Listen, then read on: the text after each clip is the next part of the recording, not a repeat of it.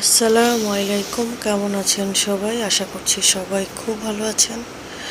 আমি আর দুষ্টু সাবাহারটা আলহামদুলিল্লাহ ভালো আছি।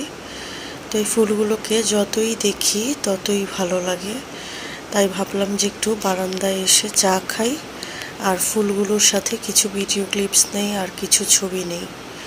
এরপরে দুষ্টু বাচ্চাটার জন্য নাস্তা নিয়ে নিলাম। তো এখানে তার জন্য দুধ আর হরলিক্স নিয়েছি, আর সাথে হচ্ছে দুজনের জন্য রুটিও নিয়ে নিলাম, আর তাকে হচ্ছে ডিম দিলাম। আমি হচ্ছে কলা দিয়ে খেয়ে নিয়েছি। তো এরপরে হচ্ছে রান্না বান্না কি করব সেদিকে গেলাম রান্নাঘরে।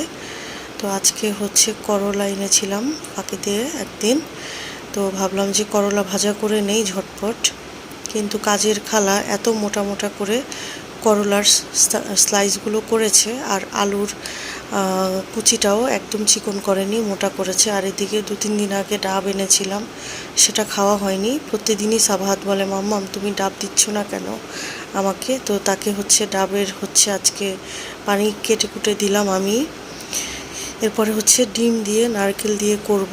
এই আইটেমটা সাবাহাতের খুব পছন্দের। আমি জানি না, এই আইটেমটা আমারও খুব পছন্দের একটা খাবার। নারকেল দিয়ে হচ্ছে ডিম রান্নাটা অনেকে হচ্ছে অনেকভাবে রান্না করে, কিন্তু আমি একদম সিম্পলভাবে রান্না করি।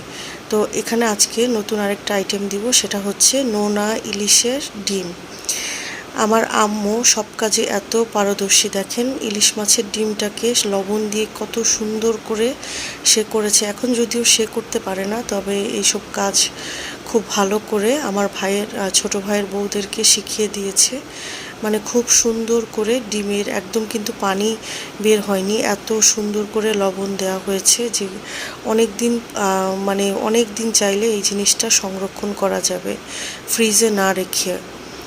তো আম্মু তো আগে ইলিশ মাছের সিজনে কি করতো, ছোট ছোট ইলিশ মাছ কিনে অনেক অনেক বয়াম ভরে তার মধ্যে লবণ দিয়ে রাখতো। মানে এই ইলিশ মাছ, নোনা ইলিশ মাছটা আমাদের ভাই বোনদের খুব পছন্দের একটা আইটেম ছিল। এটা একদম ছোট ছোট পিস করে, পরে যখন আমাদের কিছু খেতে ভালো না লাগতো তখন আমরা এটা খেতাম। তো এরপরে হচ্ছে বিকালবেলা একটু তরমুজ কেটে নিয়েছিলাম। এরপরে দুষ্টু বাচ্চাটাকে পড়তে বসিয়ে দিলাম। পরীক্ষা তো অলমোস্ট চলে এসেছে, পরীক্ষা তো শুরু হয়ে যাবে, কিন্তু দুষ্টু বাচ্চাটাকে পড়তে বসানো মহা টাফ একটা জব।